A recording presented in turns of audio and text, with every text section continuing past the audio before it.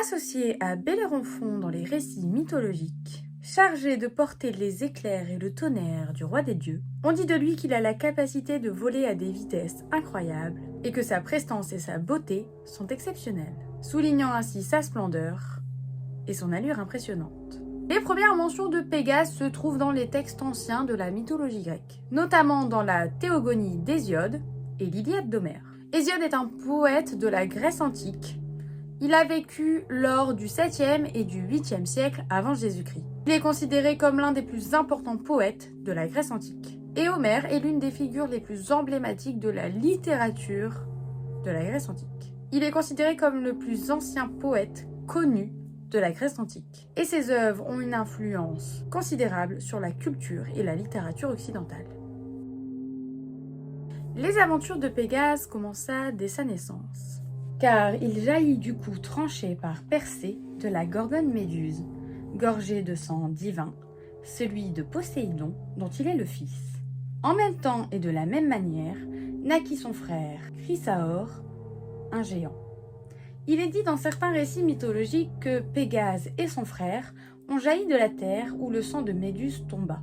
C'est un événement qui marquera la mythologie grecque, car cela lia Pégase à des figures importantes comme Persée ou encore les Gorgognes.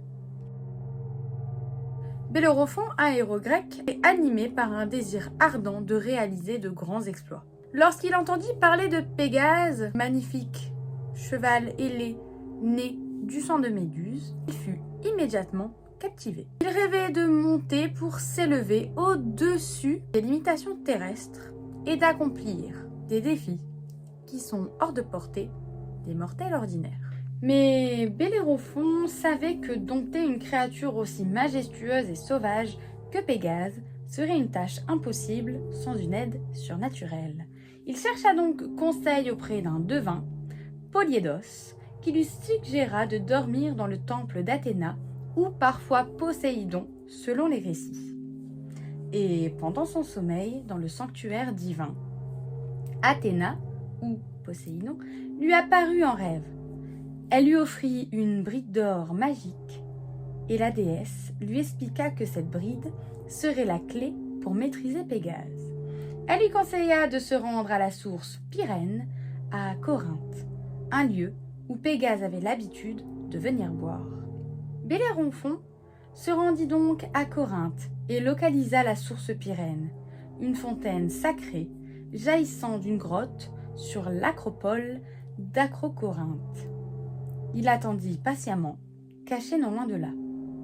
Après un certain temps, Pégase apparut. Le magnifique cheval blanc aux ailes déployées descendit du ciel et se posa près de la source pour s'abreuver. Sa beauté et sa puissance étaient encore plus impressionnantes en personne que dans les récits. Ses ailes d'une blancheur éclatante contrastaient avec son corps musclé et gracieux. Bellérophon, suivant les instructions divines, s'approcha de Pégase avec la bride d'or à la main. La légende raconte que la bride d'or exerçait un pouvoir magique sur la créature, et dès qu'il plaça la bride autour de la tête de Pégase, le fier cheval ailé se soumit à sa volonté. Il n'y eut pas de lutte acharnée, ni de tentative de résistance de la part de Pégase. La magie de la bride d'or le rendit docile et accepta le mort. Bellérophon put alors monter sur son dos sans difficulté. Et c'est ainsi que commença l'alliance entre le fils de Poséidon, Bellérophon, et sa magnifique monture ailée, Pégase. Ensemble, ils s'envolèrent dans les cieux, prêts à affronter les monstres et les défis qui se dresseraient sur leur chemin. Cette rencontre marqua le début d'une période d'exploits héroïques qui allait immortaliser leur moment dans la mythologie grecque, et marquant ainsi le début d'un partenariat légendaire entre un héros et une créature mythique extraordinaire. Les aventures de Pégase et de Bellérophon commença avec l'histoire de la chimère, qui commence alors par le héros visitant Tirynthe et appréciant l'hospitalité du roi Proétos. Cependant, le problème commença lorsque Sténéboïa, la femme du roi, tomba amoureuse du héros et fit des avances inappropriées. Bellérophon, bon invité qu'il était, rejeta poliment ses avances. Mais, comme on pouvait s'y attendre, la femme du roi vit rouge et se rendit devant le roi lui-même, accusant le visiteur de tenter de la séduire. En punition, Bellérophon fut envoyé par Proétos pour servir son beau-père, Lobatès, roi de Lycie. À son arrivée, Bellérophon se vit confier une série de tâches dangereuses et incroyablement difficiles, dont la principale était de détruire la redoutable et étrange chimère. Cette créature cracheuse de feu était un terrible mélange de corps de lion, avec une queue de serpent et une tête de chèvre qui sortait de son dos.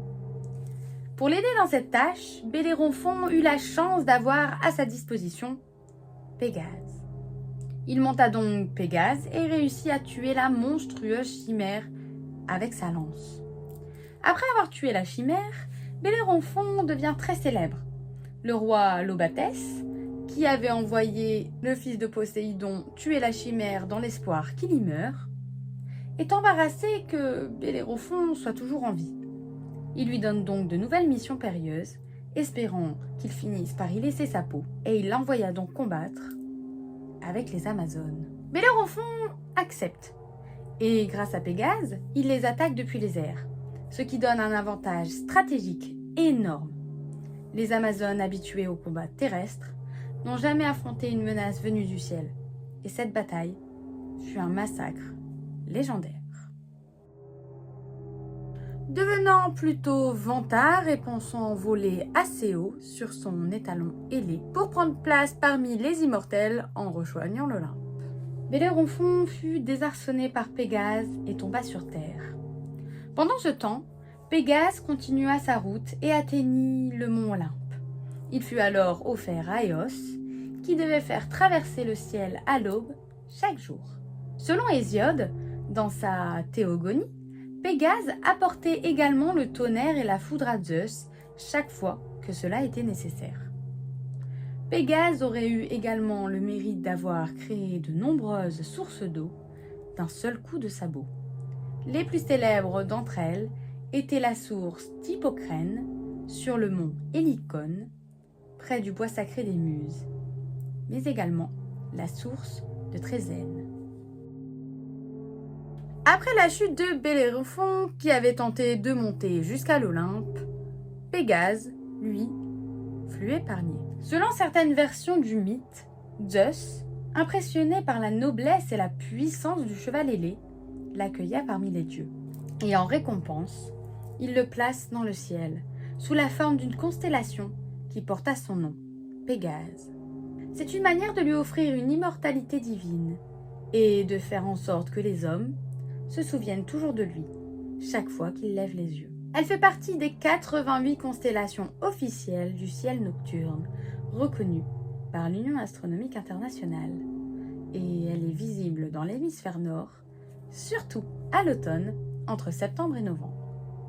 Elle est proche des constellations d'Andromède, Poisson, Cygne, et elle est reconnaissable grâce à un grand carré d'étoiles qu'on appelle souvent le grand carré de Pégase, qui ici représente le torse du cheval ailé. Pégase symbolise généralement la puissance, la vitesse, la beauté, mais également la liberté. Dans la poésie et l'art, Pégase est généralement vu comme un symbole d'élévation de l'âme, du pouvoir de l'esprit et de l'inspiration céleste. Bien qu'il ne soit pas protagoniste dans ces histoires, il a une place importante dans la mythologie grecque, tout simplement parce qu'il est l'instrument de la victoire, le symbole de l'ambition, mais également le symbole de la chute. Et finalement un serviteur divin qui en plus a été honoré dans les étoiles. Ces aventures sont intrinsèquement reliées à celles des héros et des dieux de la mythologie grecque. Le fait que Pégase soit devenu une constellation renforce son statut de créature divine et éternelle. J'espère que cette vidéo t'aura plu. N'hésite pas à me le dire en commentaire si tu as appris ou découvert Pégase, ce cheval ailé de la mythologie grecque. En attendant, n'hésite pas à liker, à partager la vidéo et surtout à t'abonner si tu veux découvrir d'autres mythes et légendes de ce monde. En attendant, n'oublie pas que Chaque histoire mérite d'être racontée et que derrière chaque flamme se cache un mythe.